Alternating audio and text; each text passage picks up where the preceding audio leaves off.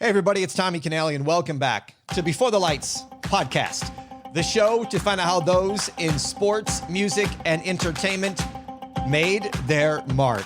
Get ready. Joining me today is the first American to win the world champion pizza maker.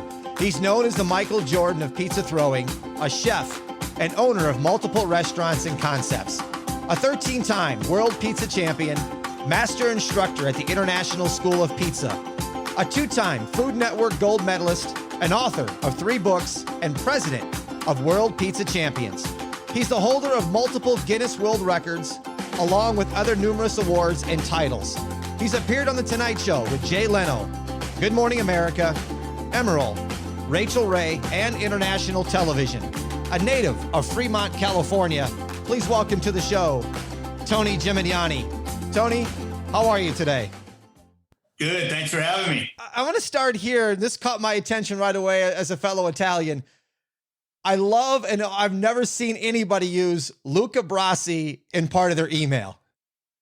Well, Godfather fan, you gotta love Luca, when it comes to that. So it was funny back, and I'm still AOL, so you know how old I am when you see Luca Brasi, and that email address. So it's kind of dating me a little bit, but yeah, always love Godfather, man. Yeah, me too. Caught my attention right away.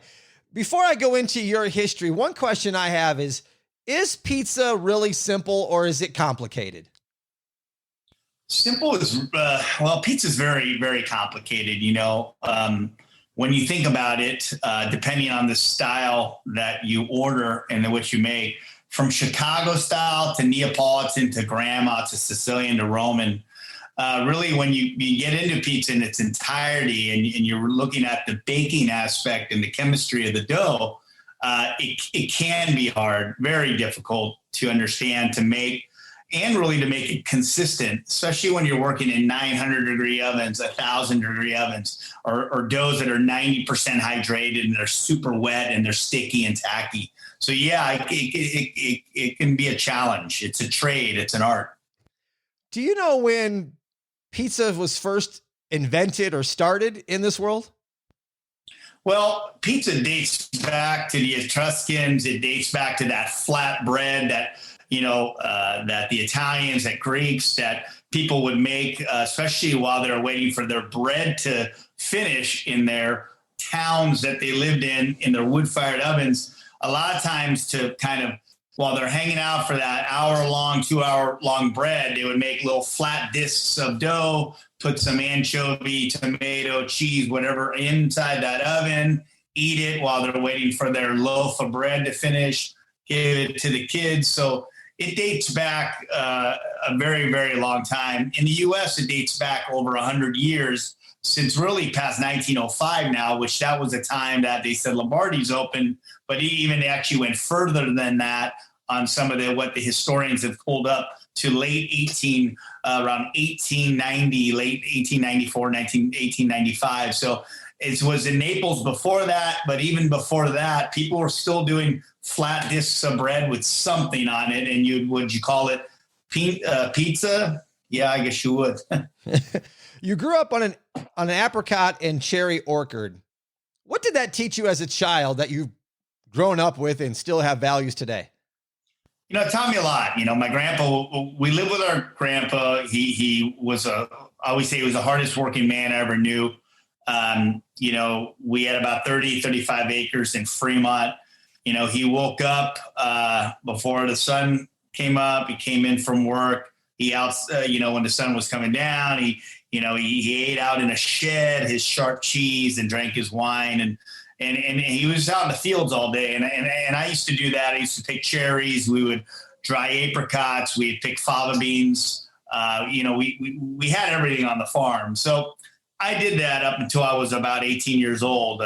We farmed, and my dad also, was in the automotive business and he did other things, but we did live on a farm and we were around a lot of Italian farmers with about 150 acres, and there would be different farms. So, honestly, back then you would have your BB gun and drive your motorcycle across acres and shoot anything you wanted.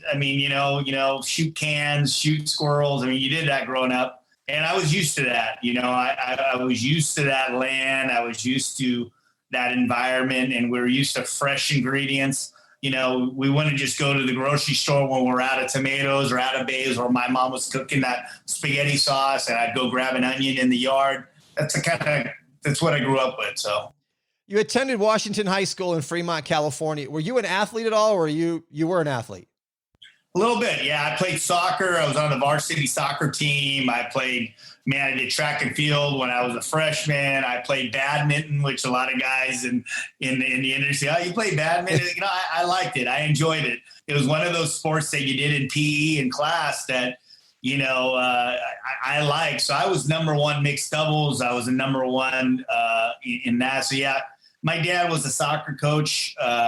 He played sports. Bill Walsh was his coach at Washington. A lot of people don't realize that Bill Walsh was actually a coach at Washington High School. My dad was a baseball player. He loved to play, not a professional baseball player, but played baseball, played basketball. So honestly, sports was a big part of our life. Did you take anything that you learned from sports then into the pizza business? I did.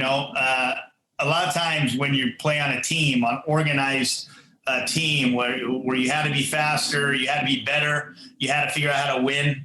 A lot of those attributes, a lot of those things come out in your team. It's a team effort. And when you're on a line and it's 6 o'clock and your board's full and you need to kick it up a notch and be faster and get the product out and still win and be consistent, those are the kind of things. It's always a team effort. It isn't so much about individuality.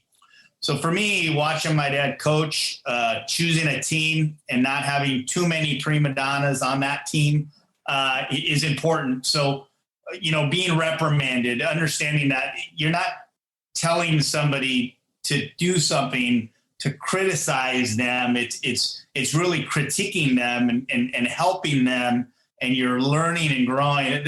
That kind of player that understands mentorship, is important and valuable. And that goes with the World Pizza Champions team. That goes in the restaurant. That goes from your front of the house, back of the house, bartender, bar back, dishwasher, runner. It's a very much of a team effort. So the restaurant, most of the time we win. Sometimes we lose. Sometimes it's one of those bad nights. Yep. We'll say, thank you at the end of the night, but it's like, grab this, you're pivoting, you're getting this, and it's bang, bang, bang, go, go, go. And sometimes, when I interview an employee, I'll say, hey, have you ever played sports before? And no, I didn't play anything. And sometimes I'll say, yeah, I had a coach that was hard on me, man, but God, we were the best in the state. I'll be okay. I like that a little bit because, if I have to say, okay, we got to do this in the moment, I'm not being a jerk. We're just trying to get there and finish and win. So, yeah.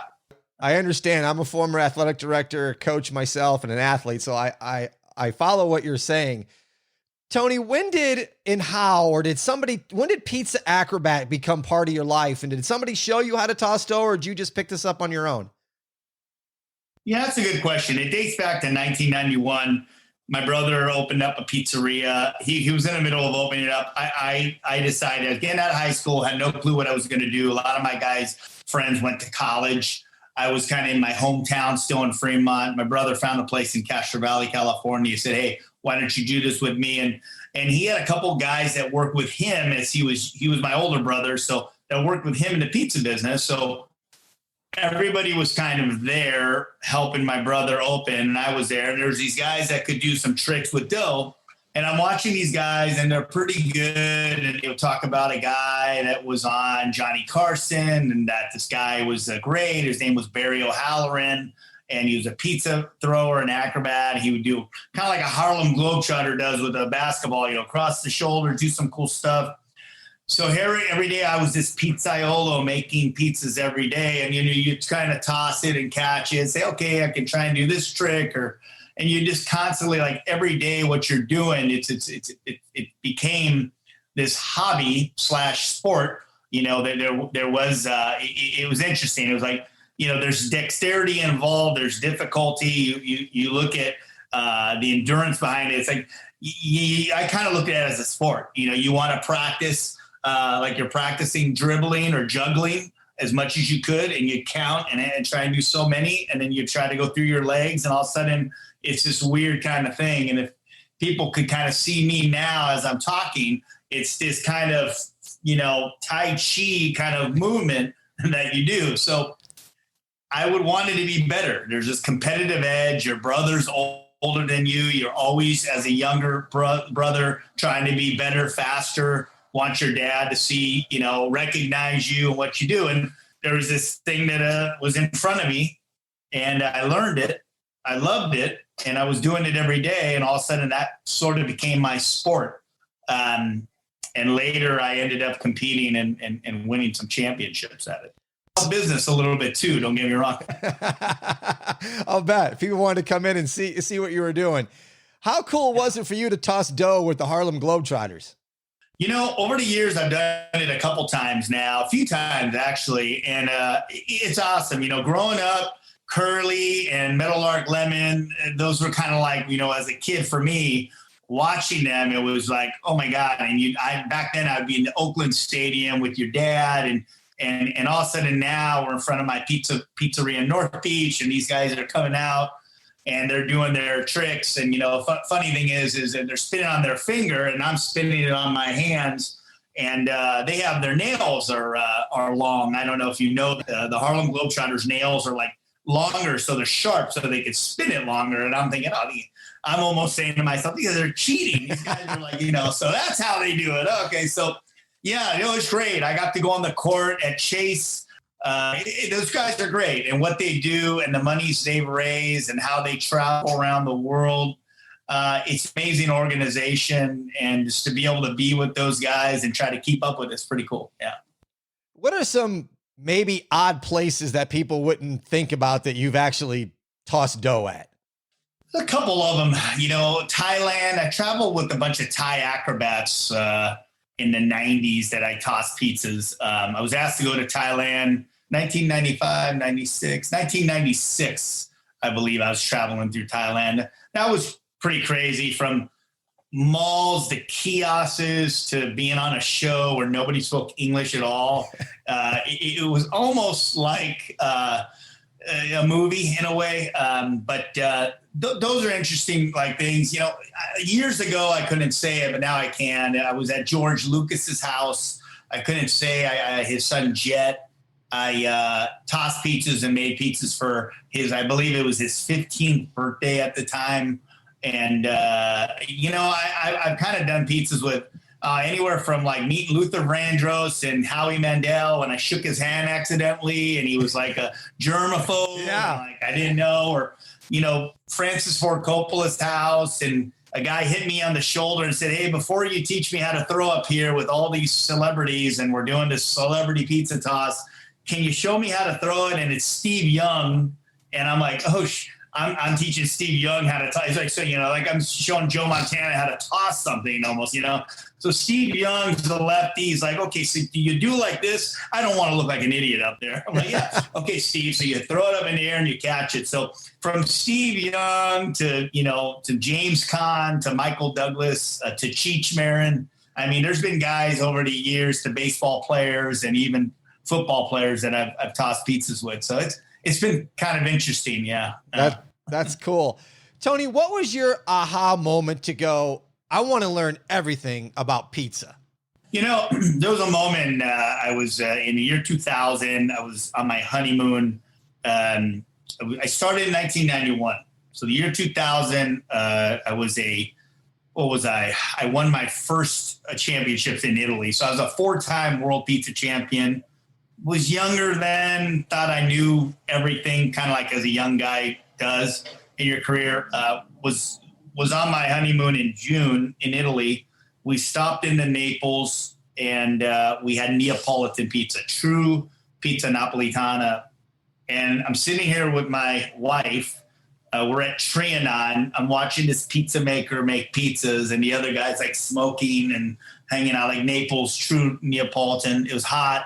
And it was summer. This guy makes a pizza, puts it in this wood burning oven, gets it out in 60 seconds, lands it, comes to our table, and I'm watching this guy like from the left, and I should be looking at my beautiful wife in front of me, and it lands, she's eating it. This is good, huh? And I'm looking at this pizza, and I'm saying, I don't know how to make this. How did that guy do it so fast? What was that slap on the marble? Why is it so charred? And it was in 60 seconds. It's charred, chewy, wet. It's delicious.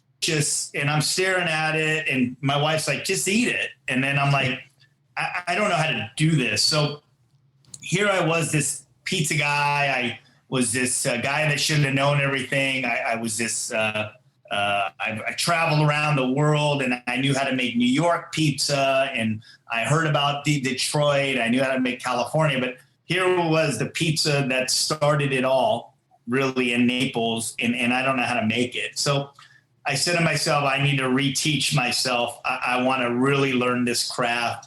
I have a slogan called "Respect the Craft." It's tattooed on my hands. It's on my T-shirts and on my boxes. And when it came to that moment, I realized I had an epiphany saying, I'm going to retrain everything that I learned. Not saying what I learned was incorrect. I just needed to understand how to be a more well-rounded athlete. I needed to understand how to maybe not have to slam dunk all the time or just do a layup. I need to, I just needed it just all happened. And that's when that moment I learned that I'm going to learn Neapolitan on my own. And I went back. I took a lot of steps back to really take many, many steps forward. How did you then, or was it difficult? Let me ask this first. Was it difficult for you to go from being known as a pizza tossing world champion to a master pizza maker? Yeah, it was extremely hard. So here I was, working at my brother's pizzeria. I was this 5-time world pizza champion, this acrobat, Castro Valley. That's what they're known for. And how do you get recognized for food? I was throwing on a stage once at the Alameda County Fair, 100 and something degrees outside, a Tuesday. Nobody was in the audience. Worst, like Tuesday at 2:00 in the afternoon. And this lady, Courtney Townsend, told me, she saw me, I was sweating. I did this show. I made this acrobatic show. I made pizzas on the stage for these two ladies in probably their 80s. And this guy that was sitting by himself. I mean, nobody was there. It was almost like the loser time slot. And she said, Tone, I don't know if I really want to see you doing this at 50. I don't think anybody wants to see it. It was kind of a nudge, but she was telling me, you're really good at your food. What you do, your food is incredible. And you should work on that. And it was almost kind of like that slap in the face, but I got it. I understood it. So for me to say, how do I not become this slam dunk champion that everybody knows about? How do you become that, Michael Jordan, that guy that can win, that can be an all-around player? And I go back to Michael Jordan a lot because I respect him as a player. How do you do that? So what I did was I focused on a book. First book was called Pizza. One of the next competitions on the Food Network, which the one I won before that was the acrobatic one. The second gold medal was a cooking challenge that for me was a very, very pinnacle moment for me to win, to be able to say, hey, this guy can cook too. He beat New York, Ohio, South Carolina. So there was a lot of steps involved. And when I opened up Tony's 18 years about later after I was with my brother, and I said, Tony's Pizza Napolitana, all these ovens, all these styles of pizza, and nobody's going to throw in this restaurant. No one's. And if somebody comes up, I'm going to be in the Neapolitan line, and you don't really toss that pizza. I'm going to kind of just say, you know what, it's we don't do that right now. And I had to say kind of like, hey, no more festivals, no more fairs, no more tossing for a while. I need this critic, that blogger, that writer to come in and say, this food is great. And I really worked on that. I worked on competing in Naples and winning, and everything switched to that. There was a time, too, that I got banned from pizza throwing in Italy. I was a 5-time world champion. So a lot of people say, well, it was when you got banned, you couldn't do acrobats anymore. So what did you do? I said, yeah, that was a part of it. But at the same time, it was probably the thing to ever happen to me. I was in my prime. I was this guy like saying, oh, I'm going to go out, I want to win another world title. And then Italy said, you know what? You're not going to do anything else here but lose. So why don't you become a judge? So a lot of things in those moments of I could have regressed. I could have went backwards and said, oh, man, but I didn't. I used it. Usually I get pushed back. I'll come back twice as hard. And those kind of things in life, you want to win. So I found another area for me to win in and try. So you traveled the world for 16 years to learn different styles. If you would elaborate on that experience of going all over the place and how it helped you build your brand. Yeah, it's a good question. So over the years, I was this acrobat. So back then, I would send in videotapes, go to mailbox, etc., shoot the VHS in the mail. This is who I do. This is what I am. Write letters. There was no emails back then. I mean, you always hear those stories about that. I did it a lot. I mean, art at mailbox, etc. I would send stuff out to anybody. So here I was doing Italian festivals. I worked for Disney. I tossed pizzas for Wolfgang Puck. I tossed pizzas in London. I did all these pizza tossing things from Fargo to Florida. I did things. So when I was there, if I was in St. Louis, I would try St. Louis pizza. If I was doing something in Detroit, I heard about Detroit pizza and I tried that. So all of a sudden I had all these trips and I met a lot of great people. And in Baton Rouge, they were putting banana peppers on pizzas. And all of a sudden, there wasn't just Google it. There wasn't just, I'm going to see what this is about. I mean, I was there in the trenches, learning in kitchens. And I'd say, bring it back to Paisano's. That was my brother's restaurant. Test it out. Or I saw these tomatoes, which I've never seen before. And you couldn't go on Amazon back there and find it. But there was all this knowledge from all these trips. And when Tony's opened, and when I opened Tony's, I said, I'm going to do multiple ovens, multiple styles. Man, I had that pizza there and I loved it. And really, and I would say up until about maybe 6 years ago, pizza men were not like that. Pizza operators were only like, I make New York. That's what I do. I make Chicago. New York sucks. That's what I do. Nobody did grandma, Detroit, Roman, Sicilian. Nobody did all that. And so Tony's was a very, very, a concept that nobody thought could ever work, because how do you have multiple ovens? How do you have multiple styles? How do you know how to do this? Pre-Google it and say, that's how you do it. And that it kind of bothers me a little bit. I say that a lot because the experiences are so important. Knowing what it feels like in Detroit or in Naples, or getting a slice in Rome and they're weighing it out and they're wrapping it. There's so much beyond this, what's on your phone right here, and you're able to look at it. And those are the kind of things that for me are important. And there's a passion and love there, not just, hey, I'm going to figure out how to make money. This is a cool Instagram photo. I'm going to learn how to make it and then just launch a concept. That's not my style. So those years are so important. Those early years of my career to learn something that's authentic. And for me, that's important. You talked about all the different styles: New York, Chicago, Detroit, there's New Haven, and you brought up Neapolitan. What is the true style of that pizza being? And you are the official U.S. ambassador of Neapolitan Pizza by the city of Naples, which only 3 people in the world have that title. Yeah, Neapolitan's different. Some people get it, some people don't. Neapolitan is cooked typically in a 900-degree oven for 90 seconds or under. Your dough is about 8.5 ounces, 220 grams. Your dough is stretched out by hand. It's a San Marzano tomato sauce. For me, I de-seed it. So it's 100% San Marzanos. Your 00 flour, which is a type of mill that's really refined. Traditionally is a Neapolitan flour. When it comes to that dough, it's about 12 inches. Fresh mozzarella di bufala is used on it, oil, sea salt. It's like that pizza margherita that's the simplest pizza, the most famous pizza in the world to make, but yet it's the hardest pizza to make. And sometimes the simplest things in life are the hardest things to do. So when it comes to that pizza, every bite takes you to a journey, I always say.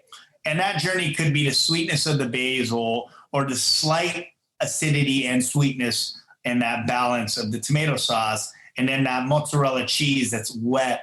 It's a pizza that doesn't hold well for delivery. It should be eaten in front of you. And it's soft. It's pillow-like in texture. And if you're thinking of that New York thin, crispy and charred are two different things. Charred is a pizza that's cooked very, very fast and still is soft and delicate. So that style of pizza to make is extremely hard. I certify chefs every year in Neapolitan Pizza. These are pizza makers, chefs, people, hobbyists, and they come in and say, I want a Neapolitan, and they're in front of that wood-fired oven that's just 900 degrees, and you're in it for 12 hours, and it's blazing, and you're sweating, and you're a mess. And a lot of people say, I can't do this. It's too hard. I don't want to do it. And they end up being Neapolitan, and that 900 degrees became 700 degrees. Then it became 600, and it's a gas assist, and they're just selling, pizza out of the, airport. They used to see airport pizza. So it's like, it's a trade. It's hard. It's funny. It's respected in Italy. When I won the cup in Naples, I'll never forget it. I got this cup. It was the biggest thing that I ever won. I'm not going to put it on. I'm going to carry it on. Like literally, I'm holding this, and it would go through the security, and the security guys would look at this trophy and be, Campionato Mondiale della Pizza. Oh, primo. Oh, number one. Oh, wow. Oh, shake your hand. Pizzaiolo, if you're this Domino's guy in the U.S. and you're going in, they look at us, oh man, that's funny. You've got a pizza competition. What the hell's that? What a joke! And then all of a sudden, and the guys are shaking my hand. The security guys.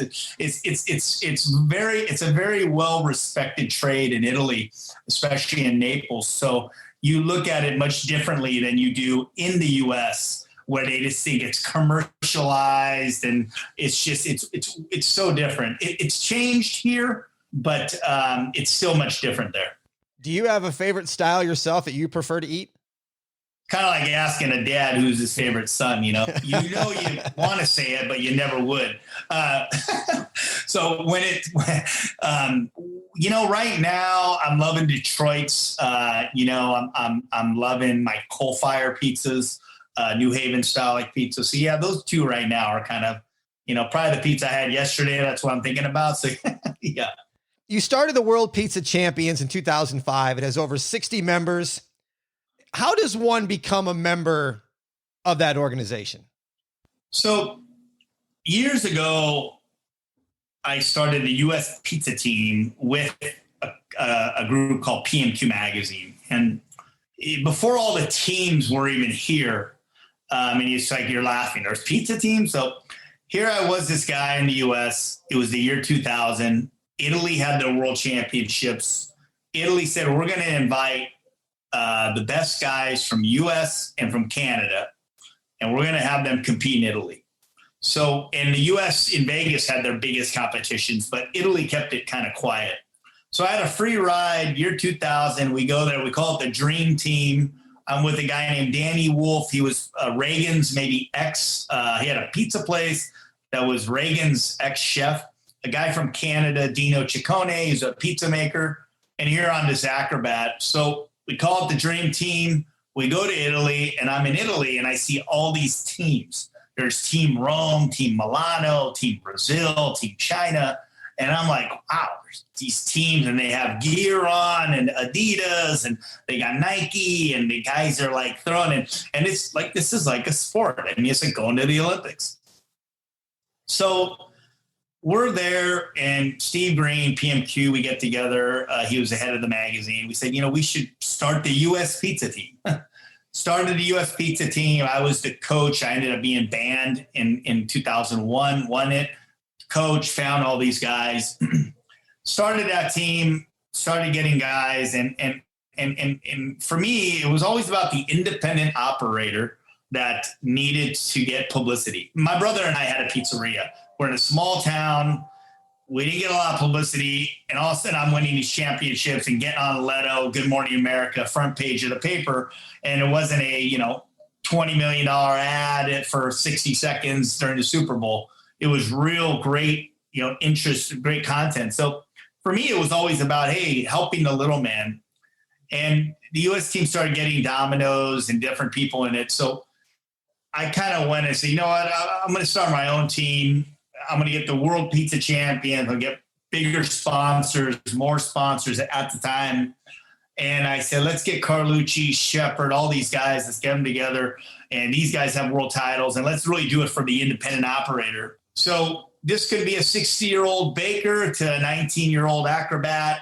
It's very well-rounded and diverse, not just nationally, but internationally. And, if you go to worldpizzachampions.com, you'll see pretty much some of the best guys that have written books, guys that had multi-units, but they're all independent operators. It started maybe with one or two. Some guys have 30 now. I mean, they're almost too big to be on the team. But, women in pizza, if you look at the women in pizza, we have, from Nicole, Laura, Audrey Sherman, they are some of the best women pizza makers in the industry. They're on the team. I mean, we have when you think of the A team, when we walk into a competition or you're in Vegas Expo, it's like, if you're wearing this jacket and it's a WPC on it, you're pretty damn good. so I headhunt a lot of these guys. I mean, you look at Anthony Scardino, who's making pizzas in Chicago. You're looking at Derek Sanchez in Texas. That guy's a 3-time world champion. That guy makes better pizza than anybody. I mean, if you look at it, it's pretty awesome. You were the first and only Triple Crown winner at the International Pizza Championship held in Leece, Italy. You won 3 first-place titles in 1 competition. My question is, how are you received in Italy as just clean and slate over there as an American? At the beginning, when we walked into the year 2000, they heard about me. I went against guys I've never seen, almost everybody. There was a lot of shit talk, get out, you don't even belong here. You're too fast. You'll never be good. You should go home now. Like any sport in competition, the U.S. was never respected. I'm from the U.S. I represent the U.S. They were never respected. So to win, there's a love-hate. I'm Italian, but, there's still, you're not real Italian. You weren't born here. My family comes from Lucca or Lucchese, and it's just interesting. Over the years now, I have a lot more friends there than I did before. Going in as this guy that just won, from winning in Naples and baking, from winning in acrobatics in Italy, there was very much of a hatred there. But I've brought guys there now and women. Laura's won titles there, acrobats like Justin Wadstein, guys have won there. We're very, very much respected now. But when you go into a cooking competition there, the technique in Italy is important. How clean you are, how you work your peel, how you use your large peel going in, your palino taking it out, how you land it on your plate, how you explain it. There's so much more involved into saying, hey, I'm going to make this meat potato pizza and I'm from Ohio and they're going to love it. It's not even about that. It's way beyond that. Digestibility, how long did you mature your dough? What flour strength did you use? Those are the kind of things that when we went to Italy, we didn't know any of that. And I didn't. So we learned that. And now any competitors that come from the U.S., I would say 80% of them know what to say, how to explain it, where they're not lying, and the judges will know you're lying, which has happened before. And they're not bringing in some frozen par bake and cutting up a piece of paper and putting beef on it and some nasty. It doesn't work like that. And there's been guys that have represented the U.S. that I've seen saying, "Oh my God, what's he doing?" And all these Italians are looking at them like, "What is this? A par bake? What?" Like picking it up and like they're laughing at Italians speaking it. It's been a lot different. Knowing how to work an oven is very important. So you have guys back in the day that would crank it up really high. The judge because the American was coming and he doesn't know how to work an electric oven, an Italian electric oven. And then they're burning their pizza and they're laughing at him because they're just so there's a lot of foul play involved when it comes to it. So just like any other sport, if you can find an advantage in a loop, you're going to use it. Totally. Yeah. Tony, you have many restaurants and concepts around. Was your initial idea to own multiple restaurants, or you just wanted to get one going and see how it grew? That's a good question. You always want one. That's the most important thing. And then you get one and you're like, I want to get two. I need to get another one. And things kind of fell into place. It's interesting. So, Tony's opened up right away. I knew there was growth. Next to me was a deli. I wanted to expand, do a slice concept next to it. Everything they hated about Tony's, from anywhere from long wait, I don't want to sit down, convenience, having a slice and go back to the office. I didn't have that at a full service restaurant. I didn't have that to go in delivery. So 6-7 months in, I said, I need to buy the guy out next to me. I got to get this place. So there was a progression there that evolved, the evolution. And then, of course, you're like, okay, how do I do a Chicago concept that may take 25, 30 minutes to cook? I don't want to screw up my operations. Maybe I should do a dedicated restaurant that had, multiple styles, like deep dish stuff, cast iron skillet. I knew how to do all that and add cracker thin to it. So why don't I open up another place? And then all of a sudden, in the middle of that, you get, a good name in San Francisco. And there's this casino that says, hey, do you want to open up a place? There's the San Francisco Giants that say, hey, we want to have great pizza in our ballpark. We've lacked that. Coming together and making, dough in a ballpark. And, I'm a kid that went to a ballpark a lot. A's, Giants growing up. You'd always get the peanuts and hot dogs. Everything else sucked. There was nothing else good. Right. So everything changed when it came to the ballparks and ballparks, it's what's sad is nobody's watching baseball anymore. They're just there to eat and drink, and they're walking around the ballparks, and it's sad. So when it came to that, we would get a couple of guys, Chef T and Bill Greathouse would say, I'm the concession king, and when we bring in a beef or we bring in we bring it in. So how do we make the best pizza in our ballpark? And if you look at the best food in the ballparks, it's Seattle and San Francisco. Those are the two, the Mariners, and they're both operated by the same group. So when we're able to make the dough there and have a starter in the ballpark, like you do in bread, getting guys to hand stretch it there, for me as this perfectionist and saying, hey, I need these ovens, these mixers and stuff. So we're able to make, quality food in a ballpark, not just some frozen pizza that would be on a conveyor belt. And then all of a sudden you have the 49ers knocking on your door, the Raiders, you have the Warriors that want to do something different. And it's just evolution of there was a lot of opportunity, and I took it. And I was able to we were able to really bring great food to these arenas and ballparks.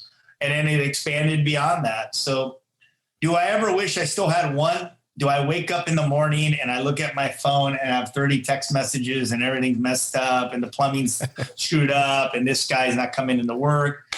Yeah, it happens. And a long time ago, a VP of a company told me, you may just want to have one day. And I say, yeah, I definitely want to have one, but maybe one day I'll get more and stuff. He's like, nah, I think one day you're going to wake up and say, man, it was nice just to have one. And yeah, there are days I do wake up and say, oh man, this is crazy. And then there's other days it's cool and great, but yeah, it's tough. Hands down. And I've said this to people that know me here in Vegas, Pizza Rock is the place to go in Vegas. That place is awesome. You got to get the Italian fries. I'm a huge fan. The Frankenini and the tomato pie, for me, you can do that all day long. Thank you. Vegas was an interesting market when we had Sacramento Pizza Rock. The group that owned that area said, hey, we have a place in Vegas, downtown Vegas, that's on a corner, and it's being across from Lady Luck, and that's going to be the Grand, and we'd love you to look at it. So we flew down, George and I looked at that location, and it's not Fremont Street. It's, a block down, or street down, a block down. And we looked at it. That corner was vacant for 25 to 30 years. It was a place called Celebrities or something at one time. We walked into it. It was just concrete, nothing in it. They said there's a place called the Mom Museum that's going to open up. Hogs and Heifers has been here forever. George's is right here. They're around. But we think this area is going to be great. And Tony Shea, a guy that is probably going to open up a place called Zappos around here, and it's going to be a big deal. George and I said, well, we can do this. We like this area. We did it in Sacramento at that time, and we can do it here. So, Pizza Rock, it's nightclub meets pizza. When you look at it, George Carpati, Frank Finelli, that group, Trevor Hewitt came from the nightclub world. But Pizza Rock is nightlife energy meets artisan pizza. So when we saw Vegas, and I thought there could be room to grow in Vegas, I thought that I would come to Vegas all the time, every year, multiple times. And I always say, the pizza in Vegas, there's not a lot of good places at the time. And at the time, there wasn't. So, and there's great places. Don't get me wrong. I'm a big Metro fan. Metro Pizza is awesome. I love John and them. Yep, it is good. That they're doing, but there's not a lot, especially downtown. There was no good pizza. I mean, in Fremont area, there was nothing. Nobody would touch it. It was the worse than Boardwalk pizza. Yeah, it was really horrible. Yeah, so we need, big TVs, watching the game, multiple styles, great bar, great atmosphere, high ceilings, truck. I mean, and we had a slice house in the front, and you look at what we did at GVR with the Fertitas and really doing something pretty cool there. We really wanted to bring pizza to another level. So a lot of guys, when we went into Vegas, so what do you think about this one? I mean, honestly, when you look at what we do Sicilian, Roman, New York style. I mean, pick every favorite place you like in the U.S., bring them all together in one, have a pretty damn awesome cocktail and beer program, and be able to have it to go. It's like, this guy's doing this or that guy's doing that, but it's different. Pizza Rock's kind of on another level, and there's we can do volume there. I mean, and at times, even pre-COVID, I mean, that downtown store is a monster place. And I love Vegas, man. I have a good time. It's always good. It's just hard to be in a casino and literally have to walk to the restaurant and not have to, roll some dice or have a cocktail. That was the thing that was the hardest thing. Making the pizza was great. That was easy. It was just like trying to not party. That was probably the hardest thing. For my listeners, if you come to Vegas, you can go to Green Valley Ranch. If you stay there, Pizza Rock is located there. And if you're downtown Fremont Street and you are at the stage that's between the D and the Four Queens, and you go opposite the stage, straight down one block, you'll see Pizza Rock on the corner. I highly recommend you go check this out. For the Raiders too, of course, we have 3 in the Raiders that were in that stadium. So hopefully next year you'll be able to see us in there. I toured it recently, and it's pretty awesome actually. So I'm jealous. I'm looking forward to getting in there and taking a look at that place. For those at home that are making pizza at home, that don't have the professional ovens, aren't big making dough, what kind of tips can you give the home cook to make a solid pizza at home?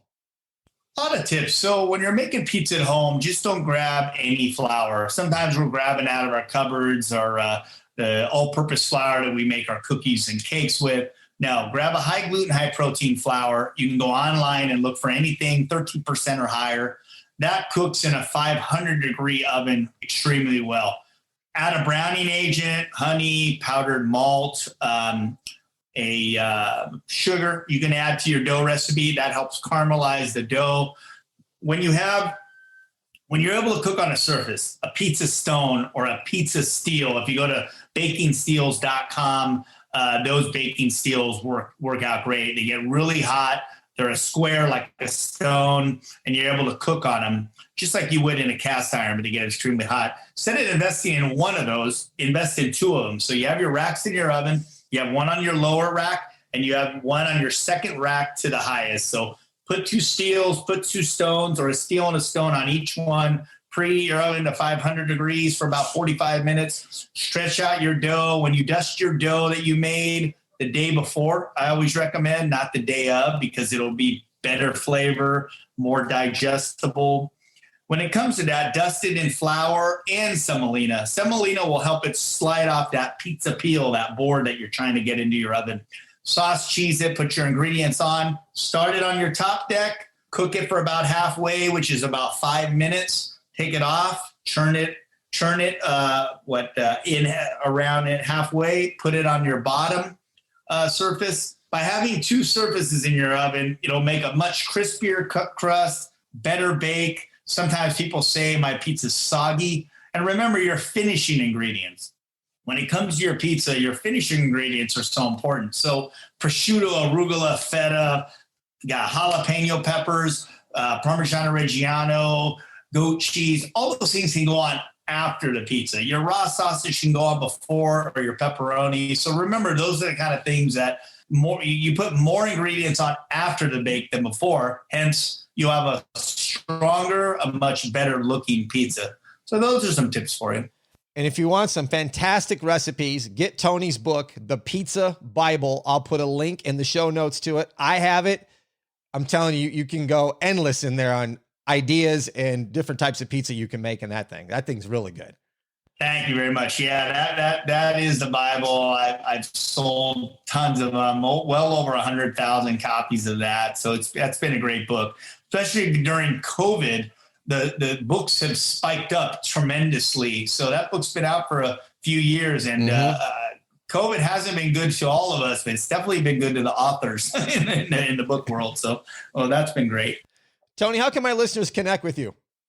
I think the best way would be to TonyGemignani.com, TonyGemignani. If you're interested in books, you're interested to see what I'm doing, my blog, just see the restaurants I have. If you go to that, TonyGemignani.com, you'll see a lot of what's going on, what's new. And if you need to get a hold of me, you can always email me through that site. Tony, thanks for taking some time and being on my show. This has been fun talking with you, learning about your career, and making me hungry for more pizza. Thanks, bud. I'm glad I'm on. Thank you very much. I appreciate it. For show notes, go to my website, beforethelightspod.com. Click on episodes. All the show notes and links will be there. You can follow me on Instagram at Before the Lights Podcast. If you'd like to be a member of the Before the Lights crew, go to patreon.com/beforethelights. You can get the extra five extra minutes of every episode that I do, plus a monthly Zoom call with me. Thank you for listening to Before the Lights. I'm Tommy Canale. And until next time, everybody, a salute, a chin chin.